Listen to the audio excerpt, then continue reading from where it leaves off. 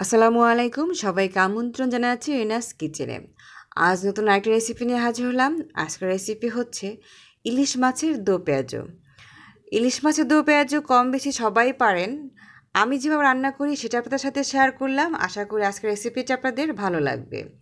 এখানে আমি ছোট ইলিশ মাছ নিয়েছি 8 পিস।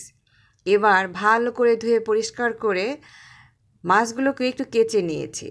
তার মধ্যে দিয়ে দিলাম 1 চা চামচ পরিমাণ হলুদের গুঁড়ো, 2 চা চামচ পরিমাণ মরিচের গুঁড়ো এবং 1 চা চামচ পরিমাণ লবণ। এবার ভালো করে মশলাটা মাছের গায়ে মাখিয়ে নেব। ভালো করে মাখানোর পর 30 মিনিটের জন্য রেখে দেব। যদি আপনাদের হাতে সময় না থাকে সেজন্য আপনারা 5 থেকে 10 মিনিটের মতো রেখে দিলেও চলবে। তবে বেশি সময়টা রেখে দিলে মশলাটা মাছের গায়ে ভালো করে লেগে যাবে এবং ভাজা মাছ যখন খাওয়া হয় অথবা রান্না করা খাওয়া হয় তখন মাছের মধ্যে মশলাটা পুরোপুরি ঢুকে যায়। অনেক সময় দেখা যায় যে মাছ সেদ্ধ হয় ঠিকই কিন্তু মশলা ঢোকে না, তো সেই জন্য মশলা মাখিয়ে রেখে দিলে খেতে ভালো হয়। তো আমি 30 মিনিট রেখে দিয়েছিলাম। এবার 30 মিনিট পর ফিরে এলাম। এবার চুলায় একটি প্যান বসিয়ে দিয়ে দেব পরিমাণ মতো তেল। তেলটা ভালো করে গরম হয়ে এলে পরে এর মধ্যে একে একে সব মাছগুলো আমি ভেজে নেব। মাছগুলো বেশি ভাজার দরকার নেই, যেমন 2 পিঠই ভালো করে ভাজা হয়ে গেলে পরে মাছগুলো তুলে নিতে হবে।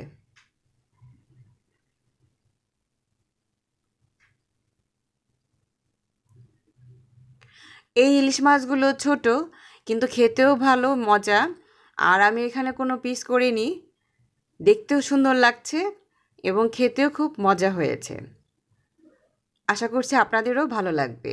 এখন আমি বাকি মাছগুলো একইভাবে ভেজে নেব।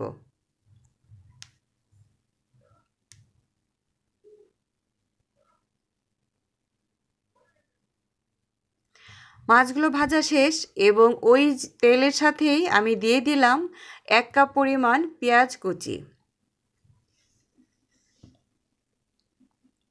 পেঁয়াজটা ভাজা হতে হতে আমি অন্য একটি বাটিতে পরিমাণ মতো মরিচের গুঁড়ো নিয়েছি। এখানে আমি 2 চা চামচ পরিমাণ মরিচের গুঁড়ো নিয়েছি, 1 চা চামচ পরিমাণ হলুদের গুঁড়ো, 1 চা চামচ পরিমাণ লবণ। এবার এই মশলার মধ্যে সামান্য একটু পানি দিয়ে গুলিয়ে নেব, যেন এই মশলাটা পেঁয়াজের মধ্যে দিলে পরে পুড়ে না যায়। সেজন্য আমি একটু পানি দিয়ে গুলে নিয়েছি। এবারে ভাজা পেঁয়াজের মধ্যে ঢেলে দেব।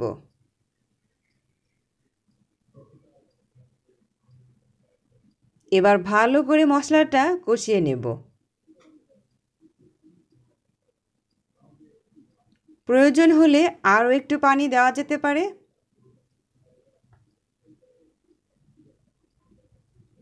আমি যে বাটিটাতে মশলা গুলেছিলাম সেটা ধুয়ে আরেকটু পানি দিয়ে দিলাম। এখন ভালো করে মশলাটা কষিয়ে নেব।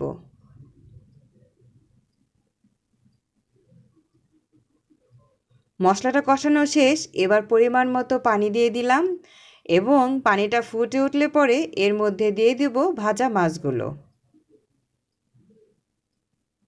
তো পানিটা ভালো মতো ফুটে উঠেছে, এখন আমি মাছগুলো দিয়ে দিচ্ছি। যেহেতু আমি এখানে বেশি ঝোল রাখবো না, একদম মাখা মাখা রাখবো, তাই এখানে আর বেশি পানি দিলাম না। আপনারা আপনাদের ইচ্ছে মতো পানিটা দিবেন। দিয়ে দিলাম কয়েকটা কাঁচামরিচ এবং ধনেপাতা কুচি। আশা করছি আজকের রেসিপিটি ভালো লাগছে। আমার চ্যানেলটি সাবস্ক্রাইব করে আমার পাশেই থাকবেন। আশা করছি আজকের রেসিপিটি ভালো লেগেছে। আবার নতুন রেসিপি নিয়ে হাজির হব। আল্লাহ হাফেজ।